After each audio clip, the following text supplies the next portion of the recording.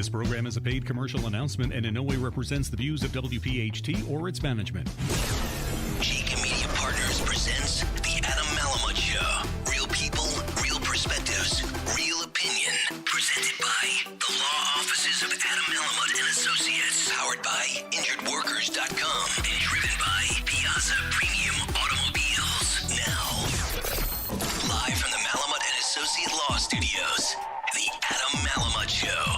Hosted by one of the most powerful attorneys in South Jersey, Adam Malamut. This is the Adam Malamut Show. Real people, real perspectives, real opinions. Welcome, everyone, to the inaugural broadcast of the Adam Malamut Show, where no topic is off the table as we discuss the perspectives and opinions of real people.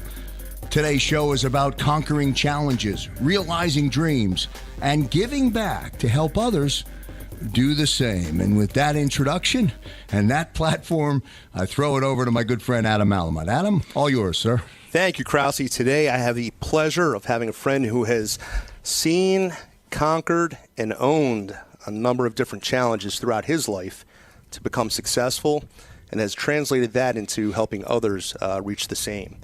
So as a young man growing up in Dallas, and I hate to say that, being a Philadelphia guy, but as a young man growing up in Dallas, he frequently moved from one apartment to another. The constant was that he had the love of his mother and his family and a lot of support. He was a standout football player in high school. He played football for 4 years at LSU. He was a 4-year starter at LSU. And as a senior in 2015, he missed the first 6 games due to a significant injury. Most other players, that would have been it. They would have called it quits. But this guy, he doesn't know quit. Instead of working hard to rehab, he worked hard rehabbing his injury, made a comeback, finished the season, played in the Senior Bowl, and was named an All-American by CBS Sports. So previously, he was projected, prior to his injury, to be a second or third round draft pick. As a result of his injury, we all know how sensitive folks are in the NFL about injuries and not knowing how folks will recover. I think they deeply, deeply underestimated this guy. They instead waited, concerned about his broken fibula, which he proved he can come back and play on, and some torn tendons, and he became a 7th round draft pick of, I will say it, my Philadelphia Eagles. See how I did that? I do see that. And there's some cred behind you saying that. I get that. So listen, I bleed green. I was there. I was in Minnesota. So 7th round draft picks typically have difficulty not only staying in the league, but making teams. Talk about defying the odds. And I shouldn't say defying the odds because this guy doesn't defy the odds. He creates new odds. So our guest in his rookie year played 16 games. He started 2. The following year, proving his ability to play, he started 15 games, had 3 interceptions, one for one of the most amazing interception touchdown runs that I've seen, one of the most amazing pick sixes, and he won the Super Bowl. Certainly he had some help, but he was part of that Philadelphia Eagles Super Bowl championship team. So it is with great pleasure to introduce my friend who many folks recognize as the Green Goblin, Jalen Mills. Jalen, welcome, and thank you for joining us. Thank you for having me. So we talked about you being from Dallas, and I talked about using the elephant in the room. So this is a perfect opportunity. You grew up in Dallas. You play in Philly. You love Deion Sanders. We all love Deion Sanders, except for when he played against us. We didn't like Deion then. Okay. How's it feel to be in Philly when you're a Dallas guy? Well, I clear the smoke here. Born and raised in Dallas, like you said. But growing up, I was a Brent Favre fan. You know what I mean? So I was more watching the Packers more than the Cowboys. You know what I mean? So for sure, we can go and clear that smoke for sure. Good. Well, there's some green on their uniforms. It's the wrong one, but there's still some just green. Just a little bit. Pinch. All right. Good. So coming to Philly, you still have family in Dallas. In fact, most of your family's still in Dallas. What jersey do they wear? Oh, yeah, they bleed green. Green. They have 31s? 31s, everywhere. All right, good. Everywhere. Good. Now, you talk about bleeding green, and, you know, I've always been told that I've got to take a knee when we start talking hair. Okay. So folks who know me know that my hair is not my greatest asset. Okay. Tell me the reaction when your mother first saw your green hair. She was shocked. You know, she of course she did the motherly thing and said, you know, babe, it looks nice on you, but I kind of tell that she wasn't feeling it. But now, green is her favorite color for sure. And well, that's good, and we're going to keep it that way, Yeah, right? of course. All right, good. So one of the things that we want to get to in this show is we want to talk about all the adversity you've had.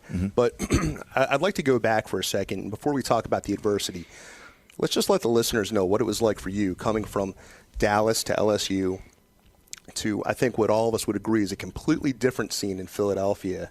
And I always enjoy traveling different places because the culture in different towns is so vastly different, the way folks treat you.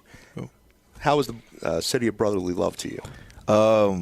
I mean, like you said, the culture, it was a shock to me. I always been in the South my whole life, you know what I mean? So just coming to the East Coast, everything was sped up times 10, you know what I mean? The traffic, the people walking around, you know, the verbiage that Philadelphia people use, it was totally different. But one thing I can say though, one of the first things I did do when I got to Philadelphia, I went and got me a cheesesteak. For sure, I had to. So there's a famous cheesesteak story about you. Oh yeah. So why don't you talk about how you went and ordered your first cheesesteak? Yeah, went to Jim's, ordered me a cheesesteak. One of my good teammates actually told me about a Philly cheesesteak taco. You know what I mean?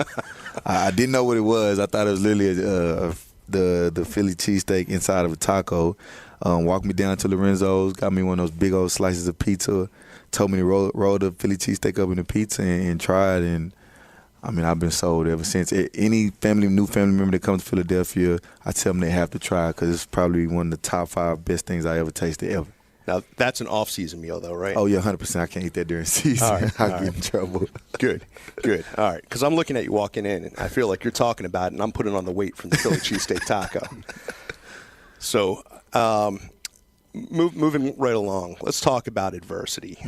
So, growing up, single mom? Yep, single mom. Living in Dallas? Yep. Talk a little bit about your experience growing up. Yeah. I would say probably from my 7th grade year all the way to my senior year in high school, we're talking 6 years. We probably stayed 6 or 7 different houses. You know what I mean? Not saying life was tough. It wasn't the worst. You know what I mean? I had friends who lived a way harder life. You know what I mean? But it was tough. You know what I mean? Had a strong mom, did whatever she could to provide for us. You know what I mean? When she could. And I mean, just tried to make the most of it, you know what I mean, and kind of found my outlet in playing football, you know what I mean. That was one of the things that kind of got my mind off of when we got home, whether, you know, lights were going to be on or off, you know what I mean, whether water was going to be on or off, you know what I mean. So just playing football, I think it kind of took my mind off of that, and I was actually, I found a love for it, really. People don't know, maybe my junior year in high school. Nice. Yeah. So there's a big debate going on amongst my friends on social media. Were you a one-sport guy, or did you play more than one sport? I played more than one sport.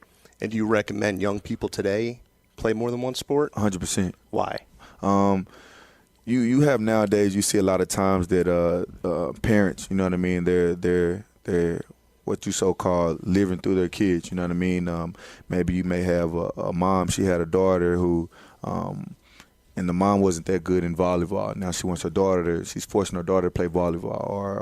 Or dad, he wasn't that good in basketball. He's forcing his son to play basketball. But that might not be their love, you know what I mean? So I think parents nowadays, they should let their kids, you know, try everything. I played soccer, I ran track, I played baseball, football. I tried to get into tennis, but it kind of correlated into my my football schedule, so I couldn't. You know what I mean? I want to figure out what exactly I could do, and I think that's the biggest thing nowadays. Let your kids explore and figure out what they love to do.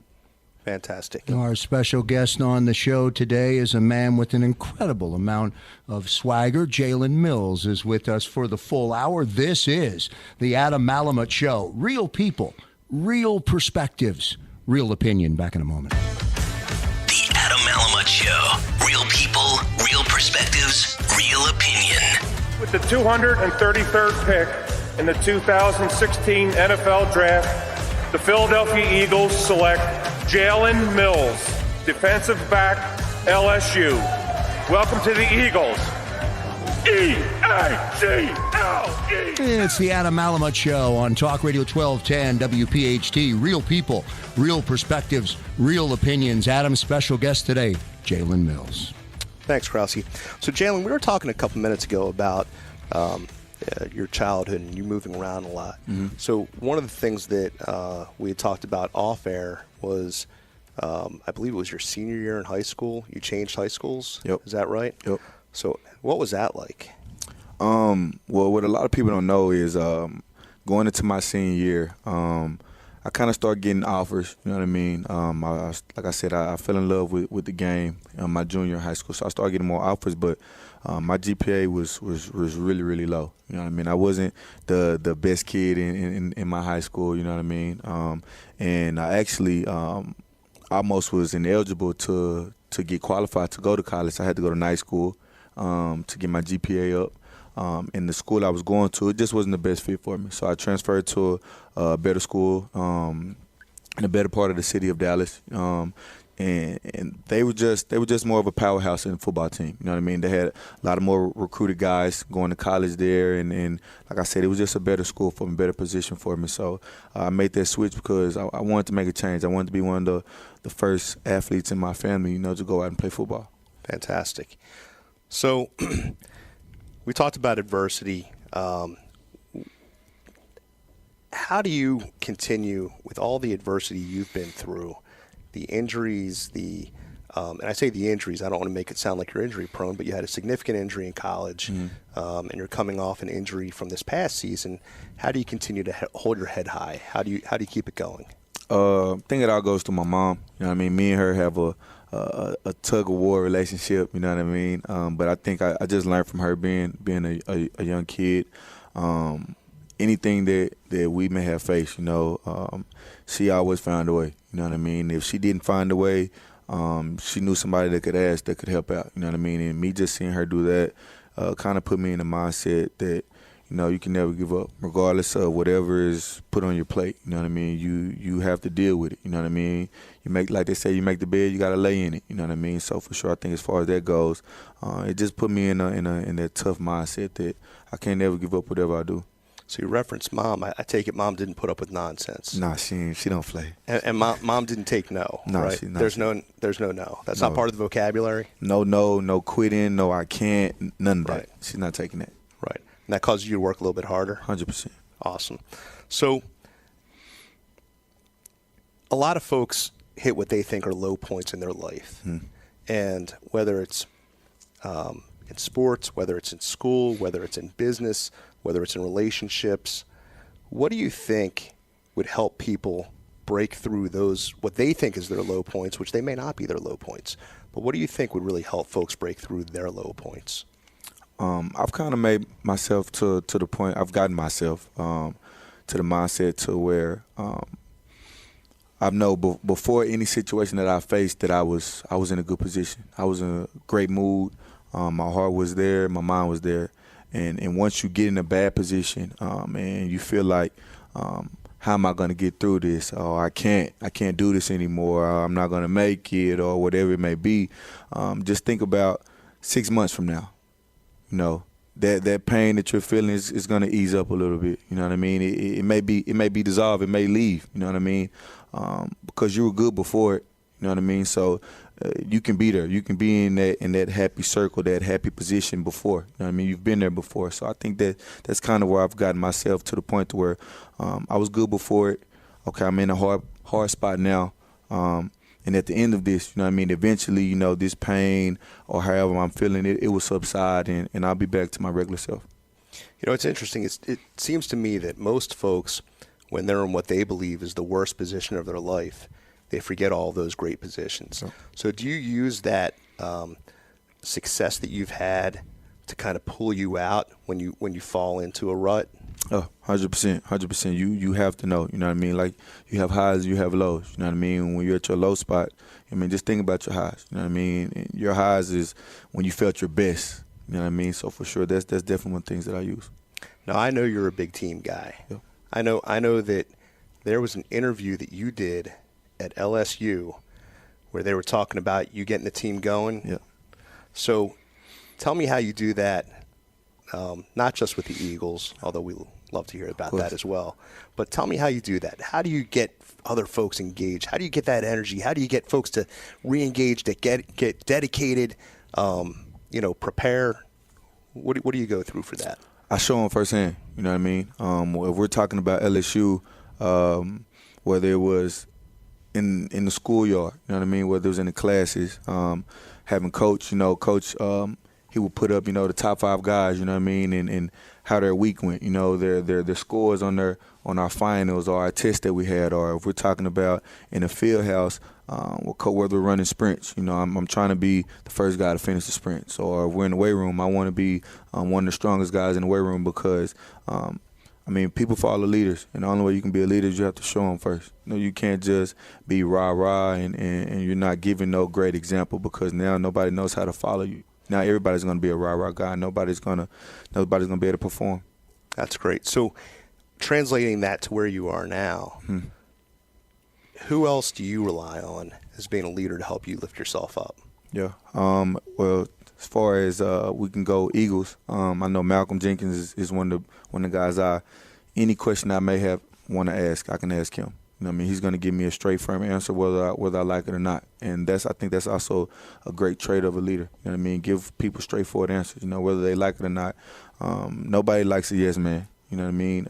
You're a yes man all your life to everybody that you talk to. I think your success is going to be limited. So for sure, I think that's one of the biggest things I think about. So I'm sitting next to you. I've known you for a while now. I know you have a 25th birthday coming up soon. Yeah. So I'm sure that there's going to be a big celebration. 100%. But talking about you turning 25, and I think that for the rest of us in the room, that's a distant memory. You can more relate to where the young folks are today and what their needs are. So what do you think some of the greatest challenges facing the young people are today in terms of adversity? Everybody wants success now, like right now, like a flip of a switch, and it doesn't happen like that.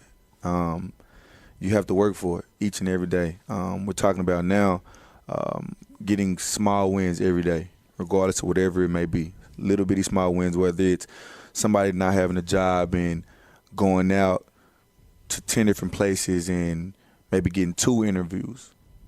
Like, that's a small win because you didn't have anything. You started at 0, and now you have 2 opportunities. You know what I mean? And embrace those 2 opportunities and make the most of them. You know what I mean? Maximize the most of those 2 opportunities. Don't say, I went out to 10 jobs and I only got 2 interviews. Oh, man, I really wanted this job, though. Like, no.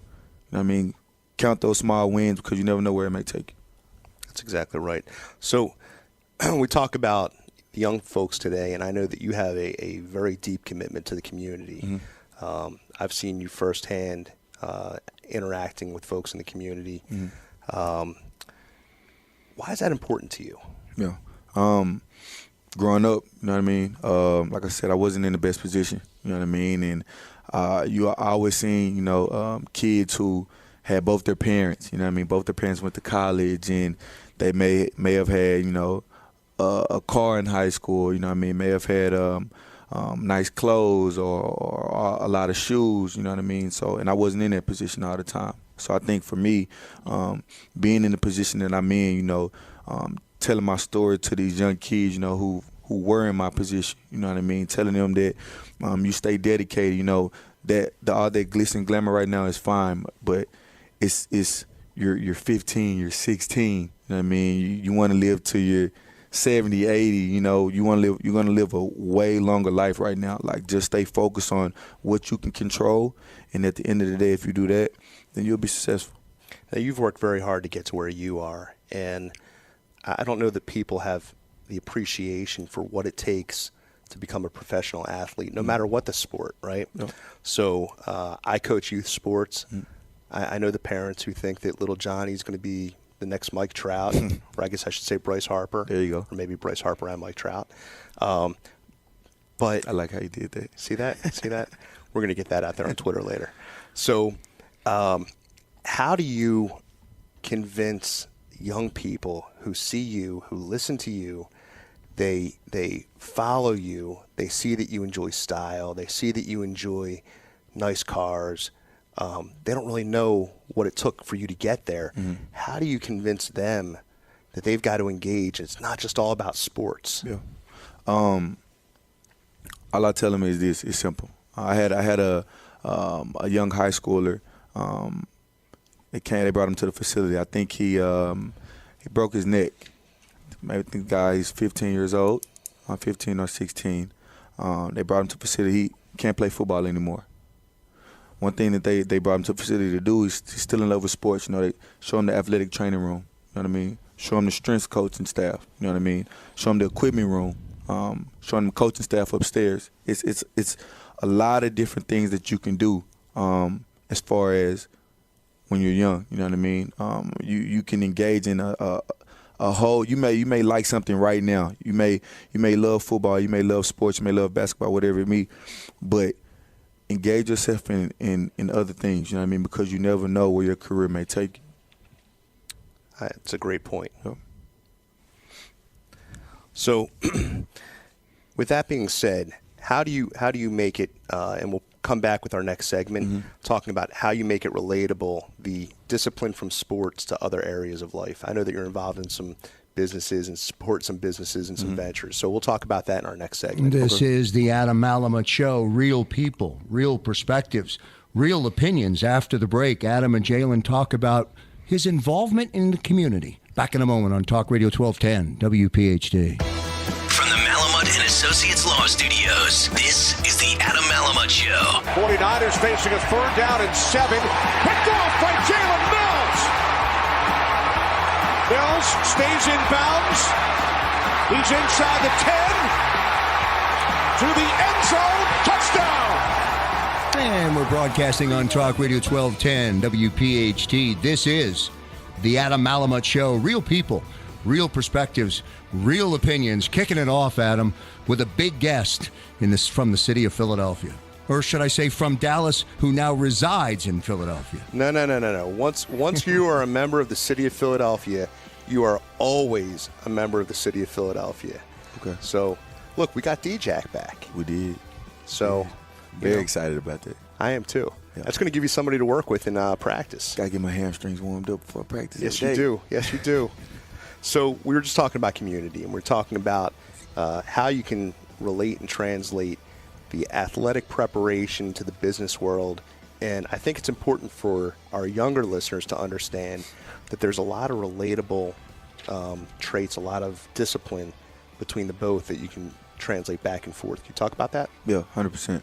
I think one of the biggest things that I've done, and I think that when we're talking about these younger kids, what they should probably do, try to get under somebody's wing. You know what I mean? An older person who's been there before. I know when you're young, you're growing fast. You think you know everything. You're the smartest person in the world. You know, no older person can tell you anything. But I think one of the things that you should do is try to get under somebody's wing. Somebody who's been there before. Somebody who's in the position that you want to be. You know what I mean? I think you should try to learn as much as you can, as fast as possible.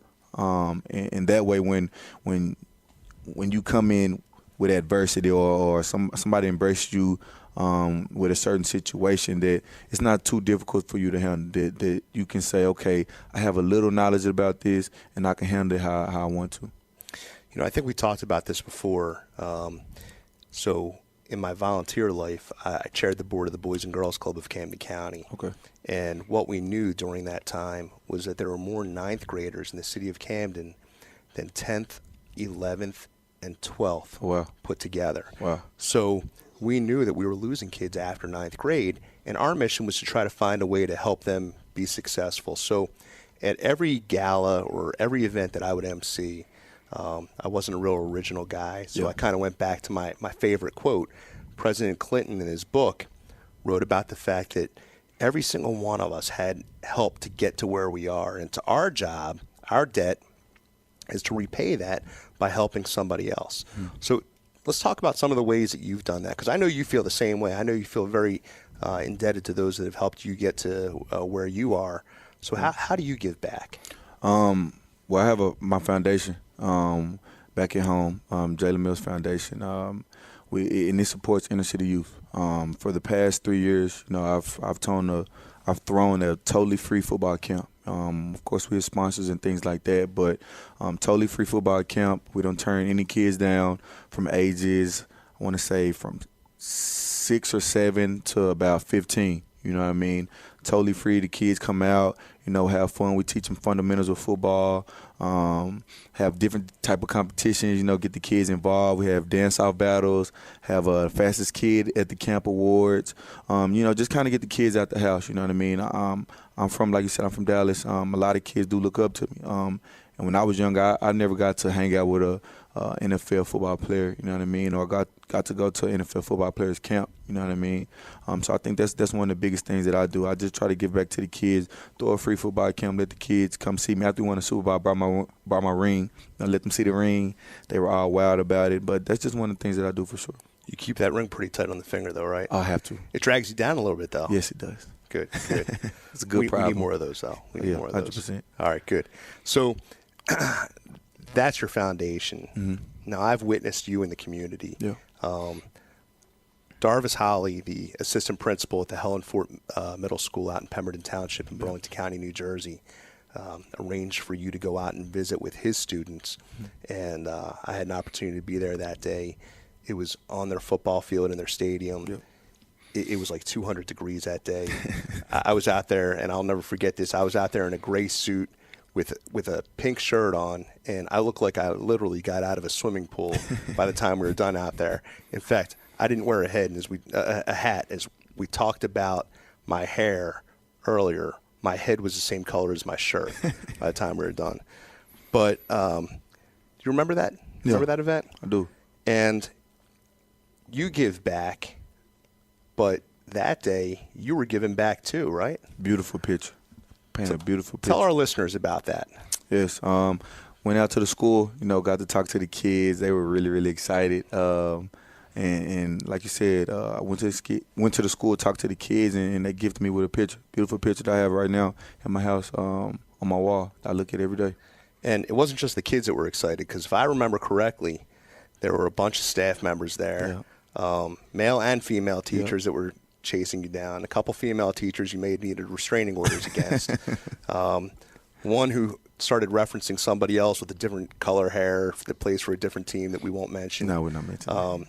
But, that being said, the excitement that was out there for the kids to see you, how did you feel getting that from the kids? I love it. You know what I mean? Like I said, growing up, I never got to see an NFL football player or got to receive any type of knowledge, you know what I mean, to how I could be more successful, you know what I mean, what's important for me while I'm in high school, any grade, 9th through 12th, how to respect, my peers, how to respect my teacher, how to respect the principal, how to respect the school.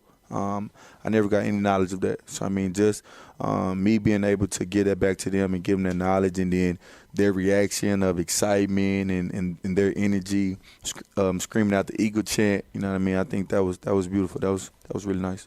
So if you had an opportunity to go and create a program for younger kids, and that program was intended to foster a sense of community, I'm tossing you a tough one here. Yeah. What would you put into that program?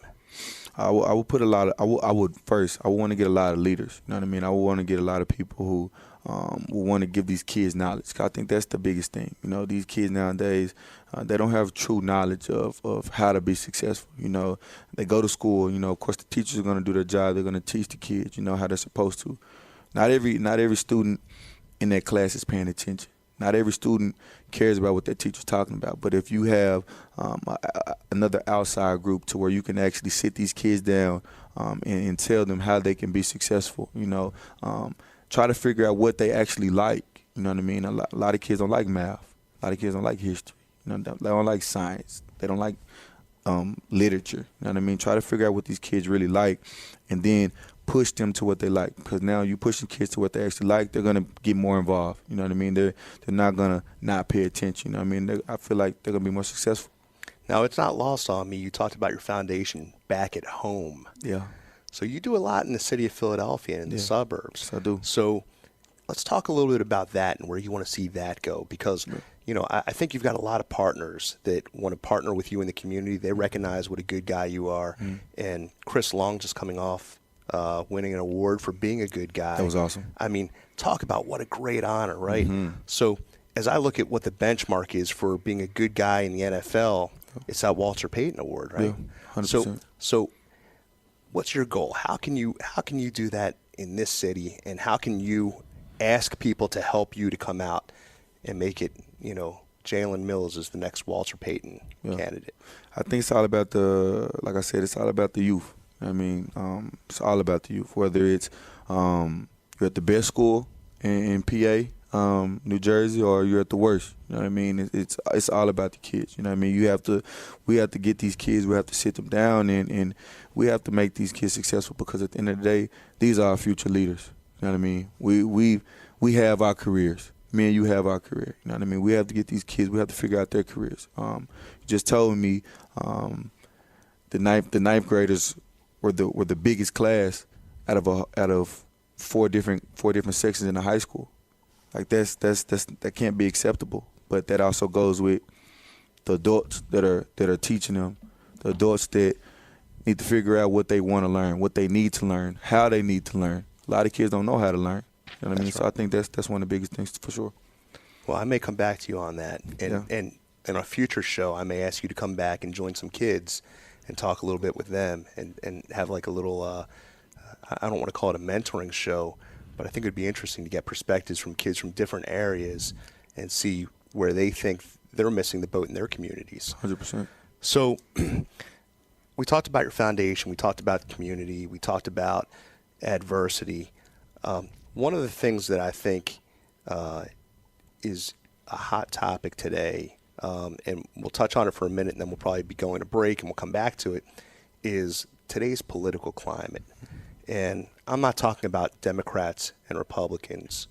To me, when I speak of the political climate, I'm talking a broader stroke, Americans, right? Because at the end of the day, we're all Americans. Yep. So the NFL players have been hugely criticized for positions that they've taken, and we're not going to turn this show into a position as to what's happened in the past. What I'm interested in is, from a political perspective, what is your biggest concern? Yeah, and I think this conversation kind of goes into me talking to Malcolm Jenkins. I think one of the biggest things that me and him we talk about is the criminal justice system. You know what I mean? You have a lot of times where you have these young kids make young kids mistakes. You know what I mean? And they go to jail. You know what I mean? And they do the time with probation, whatever they have to do, and once they get out, now they have this check mark by their name, and it's harder for them to get a regular job. It's harder for them to get in these better schools, and what do they convert back to? Doing the same exact thing. Now they're in this revolving circle of, oh, well, I can't get a job, so I'm gonna go back in the streets. I'm gonna go back doing whatever crime they did in the first place, because they have no choice. They have a family to provide for. They want nice things. They want nice clothes, but they may have tried to go get a job. They may have tried to reach out to certain people to put themselves in better position, but since they made a young kid mistake, they can't do it now. Well, we're going to go on break, but when we come back, I want to stay with that topic. That's an important piece. As we continue to answer the question, who is Jalen Mills? This is the Adam Malamut Show. Real people, real perspectives, real opinions. Back in a moment. Real people, real perspectives, real opinion. Now back to Adam Malamut. Answering all the questions about real people, real perspectives, and real opinions. This is the Adam Malamut Show with a great special guest to kick it all off. So, Jalen, when we broke, we were talking about Malcolm Jenkins and his impact on you as it relates to the politics and what we need. Let's get back to that for a minute. So we kind of cut you off mid-thought as we went to break. So I'm going to toss it back to you. Yeah. I mean, I can even go back to saying I have a brother back at home. You know what I mean? Made a mistake when he was younger. He's 28 now. You know what I mean? And he made a mistake when he was 18. Went to jail, got out of jail. Like I said, now he has a asterisk by his name with every background check that he's had. You know what I mean? And he's been a clean-cut guy from this point out. But it's still hard for him to get a job. And, I mean, just me, of course I have to do a little more research on it. But I feel like when a person does make a mistake or they get in trouble, and, I mean, if you do the crime, you do the time. That's fair game. You know what I mean? But I feel like once you do that and you get out, you should have an opportunity to be able to live a better life. You know what I mean? I think that's one of the hardest things to do right now. You know what I mean? You have people who can't, and like I said, they always end up reverting back to the same old things because that's the only way that they know how they can get a little change in their pocket. You know, it's folks like you, Michael Rubin, Meek Mill, Malcolm Jenkins, our former governor of New Jersey, Governor McGreevey, who runs the New Jersey Reentry Corporation, which helps people leave prison, reassimilate into the community. That brings awareness to that. The New Jersey legislators have taken action, and I know a lot of other states are starting to follow in suit. And what they're trying to do is make it to where you can't ask about people's criminal history on job applications. And there will be certain exceptions for high security clearance. Of course. But outside of that, what do you think can be done to help that individual who's transitioning from incarceration to a job where they can feed their family? And this is me just talking. Absolutely. Set up a program. You know what I mean? And I'm saying outside of a probation period or anything like that, set up a program to with these companies. Maybe these companies can set up a program to where people can come in and they may have a criminal background, but they can show you a 6-month, 8-month, 12-month period to where they can get this job done and they can get it done the way that you want them to get it done. You know what I mean? I think that's the biggest thing. You do a background check and you have all these marks that, okay, we can't hire this type of person, can't hire this type of person, can't hire this type of person. Well, set this program up and let this person show you that they made a mistake and that's not them and that they're here to work and that they're here to provide for their family. And once the program is finished, now you can hire them. We've seen that happen a lot here. So my law firm, where we're broadcasting from today, we've seen clients that have come in that have made a mistake. We've represented them. And what I think a lot of the general public doesn't realize is the victims in cases are often the family members. So you have somebody, and I think that you experienced this in your family, who made a mistake, did time, but while they're doing time, they have children, they have a wife, they have a brother, they have a husband, they have a mother, a father, a cousin, and sister, whatever it is. And those folks are left with additional responsibilities, and where a lot of people don't appreciate the impact of a job, there's something to be said for the self-esteem you have when you hold a job rather than going back and turning to the streets. So what you're talking about, I know that the building trades are huge in giving people opportunities, and a lot of my friends who are in the building trades have come out and created opportunities for folks, for men and women who have gotten, had contact with the criminal justice system, but afterwards they need a place to turn. And more often than not, the recidivism rate is a lot lower when people do get those opportunities. So I'm right there with you. I think it's an important piece. So Jalen for president, right? So you're the president, right? I mean, everybody else is throwing their hat in the ring. Why shouldn't it be the Green Goblin? Might as well. All right. So 3 things you want to accomplish.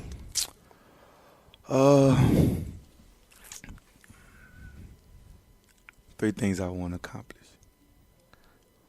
I would say better housing for Section A, for sure.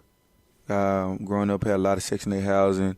Not saying that I stayed in it, but seen a lot of Section A housing, and it's bad. You know what I mean? That's where a lot of your crime is being done. You know what I mean? That's where you get the population, the crime rate that's probably where it's the highest, for sure. I think better housing and better situation for people with Section A, for sure. Second thing, I would probably it would be setting up that program, for sure. Now that I'm thinking about it, to where these people who are getting out of jail, they can get in a position to where they can provide for their families, for sure. Then also, I seen something on Twitter before talking about like one flight or jet or something like that could pay for, half the kids in America for college or something crazy like that. I would try to make, for sure, kids with a high enough GPA, you know what I mean, be able to at least, get their first year or two in college for free. You know what I mean? I think we would say we want these kids to be successful in life. And I mean, I was a student athlete, you know what I mean? So I really didn't have to worry about college funds, and my mom didn't have to worry about things like that. But I had a lot of friends in high school who wanted to go to college, who went to college for maybe half a semester or a whole year, but they couldn't go back their second year or the third year because the funds were too high. You know what I mean? And you're talking about that. We're setting up people to fail because now you're getting out of college. Without that paperwork, you can't get a real job. You can't make real money. And a lot of my friends in high school had kids. You know what I mean? Maybe 2 or 3 kids, and now they have regular jobs and they can't provide for them. And then now we're going back and forth to where we're saying they're in the criminal system now. We talk about educational costs. Yeah.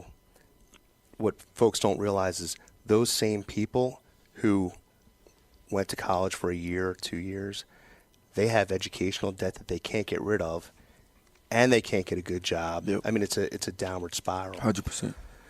So I'm going to ask you a generic question. You've probably heard this every day of your professional career. Okay. What's Jalen Mills look like post-NFL? Post-NFL? Post-NFL. I haven't decided yet, but I do want to coach, for sure. I don't know if it would be college or it would be high school, but it's just something about me that my mentor, before I got serious in football, he kind of took me under his wing. You know what I mean? Showed me the ropes of, how to be not only an athlete but a student athlete. You know what I mean? Also how to be a man. You know what I mean? So I think, and with him, I evolved into the person that I am now. So I think me being a coach and giving back to kids and teaching kids fundamentals on different things, teaching young men, how to be men. You know what I mean?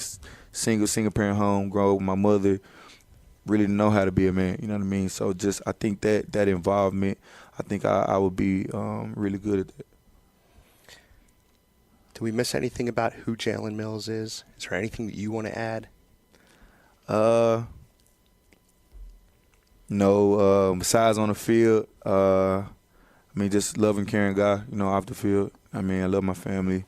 I love people. You know what I mean? For sure. I like to give back. For sure. Whether it's giving somebody a hug. You know what I mean? Whether it's whatever it may be. That's me for sure. So I want to thank you for joining me. Thank you. This was our first podcast. Yeah. It was an awesome way to kick it off. Keep up the great work on and off the field. I'm a huge fan. I appreciate it. Don't forget, I got one question, one request. I've got those end zone seats right there at the link. Yeah, I got you. I need a pick 6, man. Right there. I need a pick 6 right there. You need the ball. Just bring me the ball. I'll hold it for you. Set them on. Just bring me the ball. Got I'll you. hold it for you. Got you. All right. Yes, sir. But I appreciate you. I appreciate the show. I appreciate everything that you do on and off the field. Thanks Keep for up having the me. awesome work. Yes, sir. Thank you. Yep. Great stuff from the Adam Malamut Show. Our special guest, Jalen Mills. And as a product of Section 8, I'll be the first one in your corner when you step to the podium. Real people, real perspectives, real opinions. This is the Adam Malamut Show on radio.com, and you'll also hear the show on Talk Radio 1210. WPHT. On behalf of Jalen Mills, on behalf of Adam Malamut, I'm Joe Krause. See you next time, everyone. This program is a paid commercial announcement and in no way represents the views of WPHT or its management.